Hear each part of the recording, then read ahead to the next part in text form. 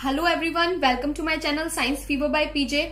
तो जैसा कि हम जानते हैं कि कोरोना वायरस के चलते हुए जब भी हम घर पर कोई भी सामान लेकर आते हैं तो हमें उसे सैनिटाइज करना पड़ता है। तो बहुत सारे लोग ऐसे हैं जो कि सैनिटाइजर का ही यूज सब चीजों पर कर रहे हैं, यहाँ तक कि फ्रूट्स और वेजिटेबल्स पर भी वो सैनिटाइजर का यूज करके उन्हें खा जाते हैं।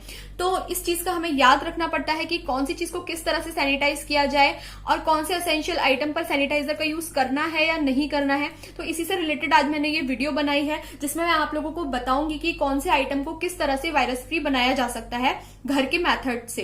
तो चलिए स्टार्ट करते हैं वीडियो। लेकिन वीडियो स्टार्ट करने से पहले अगर आपने मेरे चैनल को अभी तक सब्सक्राइब नहीं किया है तो प्लीज जल्दी से जाकर चैनल को सब्सक्राइब कर लीजिए और उसके बगल में जो बेल आइकन आपको दिखाई दे रहा है उसे भी प्रेस कर लीजिए। और इस वीडियो को बिल्कुल भी स्किप नहीं कीजिएगा क्योंकि मैंने इसमें वो सारे मेथड्स बताए हैं कि आप किस किस चीज को किस तरह से सैनिटाइज कर सकते हैं। तो चलिए स्टार्ट करते हैं आज की वीडियो।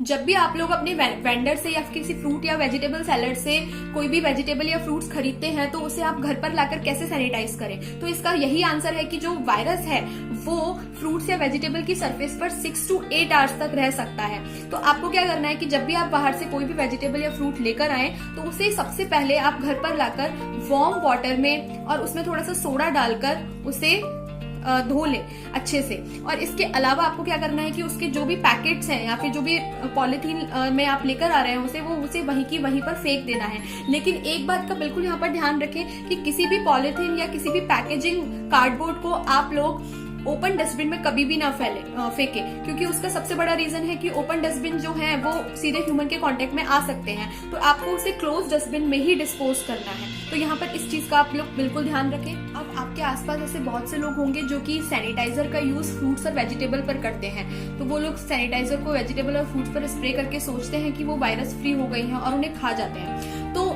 गाइज यहाँ पर ये सबसे बड़ी भूल है। अगर आप लोग सैनिटाइजर का यूज अपने फ्रूट्स या वेजिटेबल या किसी भी फूड आइटम पर कर रहे हैं तो ये कभी भी सही नहीं होगा। उसका रीजन क्या है, क्योंकि ये एडिबल आइटम्स होते हैं, इन्हें आप अपने मुंह में खाते हैं और इनके अंदर इनके ऊपर अगर आप सैनिटाइजर का यूज करते हैं तो वो सैनिटाइजर कई सारे केमिकल्स का बना हुआ होता है और ये केमिकल्स डायरेक्टली आपके माउथ के थ्रू आपकी बॉडी में चले जाते हैं और वहां पर जाकर बहुत ज्यादा हार्म करते हैं आपको। ठीक है, तो इस चीज का आपको बिल्कुल याद रखना होगा कि कभी भी सैनिटाइजर का यूज किसी भी एडिबल आइटम पर ना करें।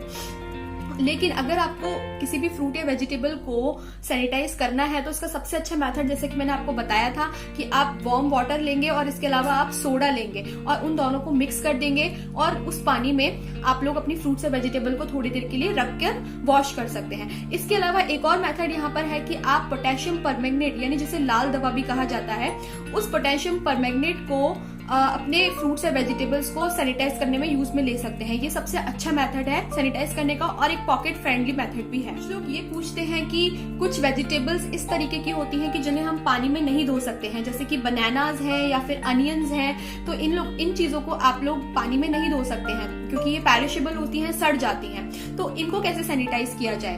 तो हम सैनिटाइजर का यूज नहीं कर सकते, इनके साथ पानी का यूज नहीं कर सकते। तो हम किस तरह से इन्हें वॉश करें, इन्हें वायरस फ्री करें? तो उसका सबसे अच्छा तरीका है, जैसे कि मैंने आपको बताया कि जो वायरस है वो फ्रूट्स या वेजिटेबल्स पर 6 से 8 घंटे तक ही रह सकता है, उसके बाद वो अपने आप ही डिस्ट्रॉय हो जाता है। तो आप लोगों को करना क्या है कि जब भी आप इन वेजिटेबल्स को अपने घर पर लाएं तो उन्हें 3 से 4 घंटे तक अपने कॉन्टेक्ट से दूर रखें। ऐसी जगह पर कहीं ऐसे क्लोज स्पेस में रख दें जहां पर आप लोग उनके कॉन्टेक्ट में ना आए, उन्हें कंज्यूम भी ना करें और उन्हें कुक भी ना करें। ठीक है, तो इस चीज का आपको याद रखना है। और सबसे इम्पोर्टेंट चीज कि इन सारी वेजिटेबल्स या फ्रूट्स को आप लोग ऐसी जगह पर ना रखें जहां पर ज्यादा गर्मी हो, क्योंकि हम लोग जानते हैं कि गर्मी की वजह से ये सड़ सकते हैं। ठीक है, तो इस चीज का आप लोगों को बिल्कुल अच्छे से याद रखना।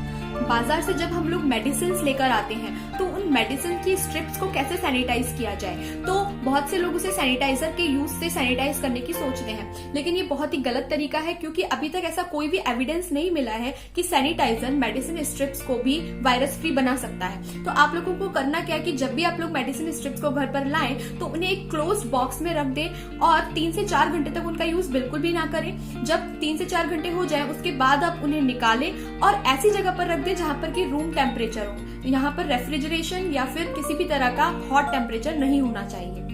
बहुत सी कंपनीज ऐसी हैं जो कि क्लेम कर रही हैं कि उन्होंने फ्रूट्स या वेजिटेबल्स के लिए सैनिटाइजर्स बनाए हैं। तो क्या ये सैनिटाइजर अच्छे हैं या नहीं, तो इसके लिए एक स्टडी की गई जिसमें देखा गया कि अभी तक ऐसा कोई भी प्रूफ नहीं मिल पाया है कि ये सैनिटाइजर्स फ्रूट या वेजिटेबल को वायरस फ्री बना सकते हैं या फिर हार्मलेस हैं। लेकिन हाँ, अगर इन सैनिटाइजर्स के अंदर KMNO4 यानी कि पोटेशियम परमैंगनेट प्रेजेंट है तो डेफिनेटली ये फ्रूट्स और वेजिटेबल्स को इजीली सैनिटाइज कर सकते हैं और हार्मलेस है। कुछ ग्रोसरी का आइटम ऐसा होता है जैसे कि चीज या मिल्क, जिन्हें कि आप जब भी लाते हैं तो आपको उन्हें तुरंत से रेफ्रिजरेट करना पड़ता है, उन्हें फ्रिज में रखना पड़ता है।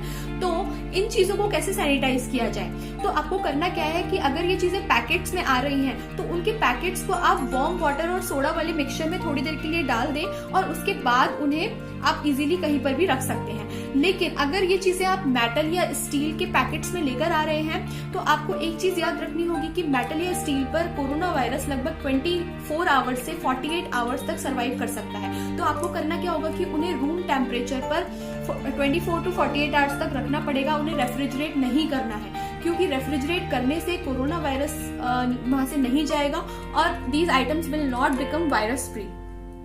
बहुत से लोगों का ये क्वेश्चन होता है कि क्या वो बाहर से फूड ऑनलाइन ऑर्डर कर सकते हैं, क्योंकि आज भी ऐसे बहुत से लोग हैं जो कि अपने घरों से काफी दूर रहते हैं तो उन्हें बाहर से खाना मंगवाना पड़ता है। तो क्या ये कुक्ड फूड उनके लिए सेफ है?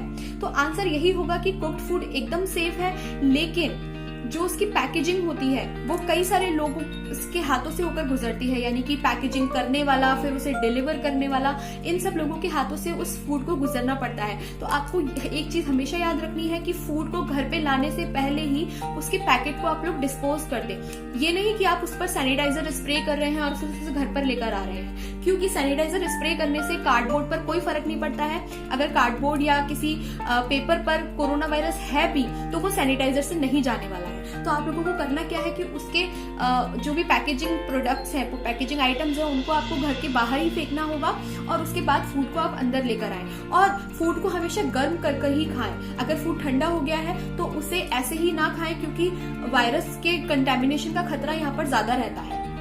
बहुत से लोग न्यूज़पेपर्स या स्टेशनरी प्रोडक्ट्स के बारे में पूछते हैं कि उन्हें कैसे सैनिटाइज किया जाए। तो उसका एक तरीका है कि आप लोग जो भी न्यूज़पेपर्स या फिर पेपर प्रोडक्ट्स लेकर आ रहे हैं घर पर, उसे 2 से 3 घंटे तक यूज ना करें, उसके कांटेक्ट में ना आए, क्योंकि पेपर पर कोरोना वायरस 3 से 4 घंटे तक इजीली सर्वाइव कर सकता है। तो आप लोगों को उसके बाद ही उसे यूज में लेना है। लेकिन जो पेन, पेंसिल या दूसरे स्टेशनरी प्रोडक्ट्स हैं उन पर कोरोना वायरस लंबे समय तक रह सकता है। तो इस चीज का आपको याद रखना है कि उन्हें यूज में लेने से पहले आप लोग लगभग 1 दिन तक उसे अपने से दूर रखें।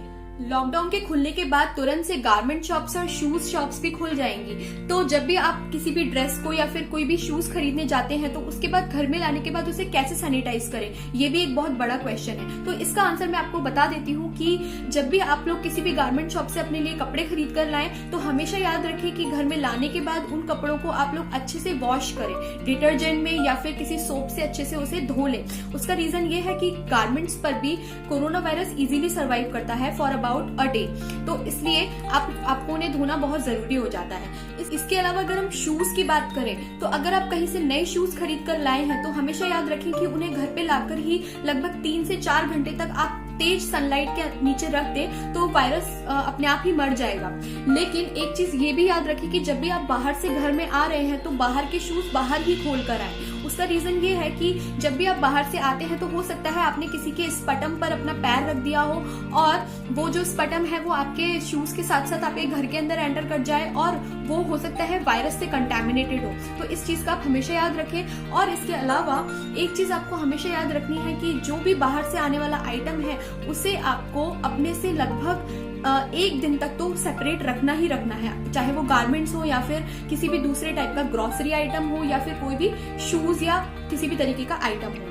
तो आई होप आप लोगों को अब समझ में आ ही गया होगा कि लॉकडाउन के बाद हमें किस तरह से अपने आप को सेफ रखना है, अपने एसेंशियल आइटम्स को सैनिटाइज करना है और हमेशा सैनिटाइजर का यूज नहीं करना है। ऑलराइट, हमें ज्यादा से ज्यादा अपने हैंड्स वॉश करते रहना है। और एक चीज का याद रखना है कि जब भी हम लोग बाहर जाएं तो हमें मास्क का यूज एसेंशियली करना ही करना है। It is necessary. अगर आपको मेरी वीडियो पसंद आई हो तो please share it with as many people as you can. और अपनी फ्रेंड और फैमिली को इसके सारे सैनिटाइजेशन मेथड्स के बारे में जरूर बताइएगा। अगर आपको वीडियो समझ में आ गई हो तो please like my video and also subscribe to my channel for further corona updates. Thank